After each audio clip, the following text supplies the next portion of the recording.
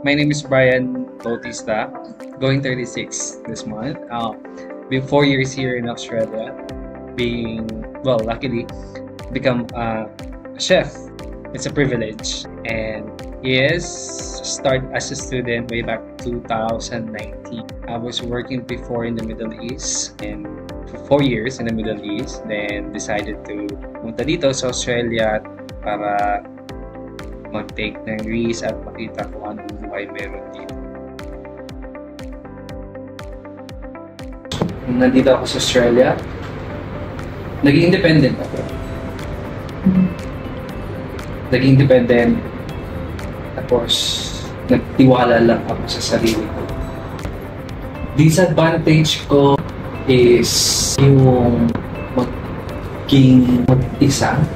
Kasi doon mo mararamdaman yung bigat na gano'n na nga, mag-isa ka. Pero kinakaya mo pa rin. Feeling ko yung disadvantage yun eh. Feeling ko yun yung way para maging strong ako. And ngayon, yung pagiging mag-isa ko nung time na yun, natuloy ko na mag-isa ako. Mag-isa pa rin ako hanggang ngayon. Pero nasa isa, nakaseparate na ako. Anong plano ko after skilled visa? PR! PR, di ba? Yun yung sunod dun eh. Sunod-sunod yan eh. Student, graduate visa, skilled visa, then PR. Yun naman yung ultimate goals natin. Paghanap ng work dito sa Australia, hindi ganun siya kadali. Pero masaya. To the point kasi alam mong meron kang pagkakakitaan at the same time, alam mo na meron kang pagkukunan ng pambili ng kain mo para sa tuition fee mo. Mahirap kasi ng time namin is marami kaming kakompetensya. So, dapat maging matatag ka at maging resilient. Yun. Kasi kung hindi, talagang lalamunin ka eh. Na dito ka talaga sa ang laki ng mundong gagalawan mo. Ang daming tao mamimit. Tapos, hindi mo alam kung paano ka lalaban, paano ka continue sa buhay mo. Pero, ayun, tuloy lang, enjoy mo yung process. At the end of the day, makikita mo din. Student, temporary at skilled visa. Start tayo sa student. Bilang estudyante, mahirap eh. Sabi nga nila, life is a continuous learning. So, hanggang ngayon, from student hanggang naging skilled na continuous pa rin yung learning ko. Andiyan pa rin yung learnings. Well, student ako, hindi ko alam kung ano experience ng iba eh. Kasi kung nakikita ko, may mga nakakasama ko sa trabaho, kasama ko din na Pilipino. So, sa restaurant. Yes, 5 days na work, 2 days school. 2 days, Monday and Tuesday, schedule ko sa school. Layo pa namin kasi from Sunshine Coast, base ako sa Sunshine Coast, ang school ko sa Brisbane. So, it took me 2.5 hours yung travel. So, gising ka ng early in the morning, catch mo yung bus mo from 6 o'clock, transfer ka ng another bus, hanggang ma-reach mo yung train station. Then, ma-reach mo dapat ang school hours mo 9 o'clock sa Brisbane. Katapos yung school mo, uwi ka na naman, travel ka na naman for another 2.5 hours. Kinabukasan ganun ulit yun.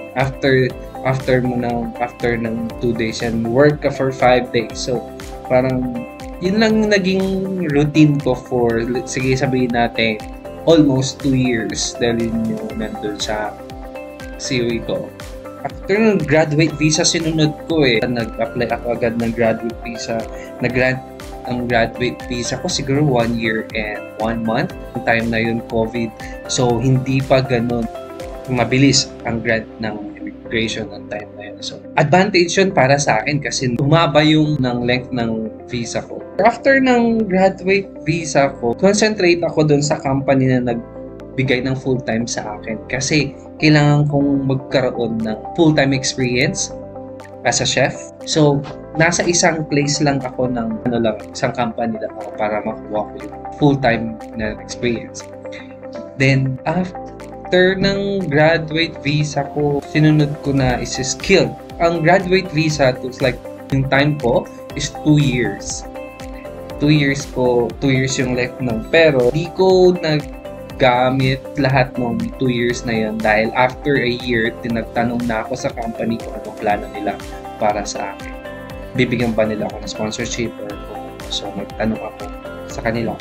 So nung tinanong ko yun, yung mismo sa araw na yun, binigay nila sa akin yung sagot na hinahanap ko. And takes like 3 to 4 months bago ma-process ang papers mo bilang skilled dito. After 3 to 4 months, nakuha ko yung skilled visa ko, which is 482 visa na. Naka 482 visa na ako. So, parang nung time na temporary ako, nagamit ko lang yun for a year. Kasi kailangan mong mag-isip what's the next step pag nasa temporary. Kasi the pressure is really, really on talaga pag andun ka na. Kasi alam mo, estudyante ka pa, maraming mga step pa pwede mo. Pero pag once na nakatapos ka ng being student, graduate visa, yes, option mo. After graduate visa, anong susunod na step ang gagawin mo? So, ang ginawa ko, yun nga, nagtanong ako sa company ko kasi guys, sinasabi ko sa inyo, kailangan nyong magtanong para malaman nyo ang sagot. Hindi nyo malalaman kung hindi nyo susubukan. Nagamit ko ang graduate visa for a year and then after na-process ang papers ko, naging skilled ako. So, ngayon, na-skilled ako. Yung mga estudyanteng gustong pumunta din ng Australia, may papayo ko lang sa inyo. Dapat alam nyo kung ano yung gusto ninyo. Dapat matapang kayo. Sabi nga nila, expect the unexpected. Kasi darating at darating kung anong darating. Laban lang. Pag sinabing student ka, student ka. Student, make sure ginagawa mo yung responsibility mo bilang estudyante. Huwag kang masyadong mag-advance, mag-isip na paano susunod na. Pero ang unahin mo is estudyante ka. Make sure na magagawa mo lahat ng responsibility mo. Kasi yun yung visa mo dito. Make sure na pag natapos ka, ang trabaho ang maghahanap sa'yo. Hindi ikaw yung maghahanap pag natapos mo.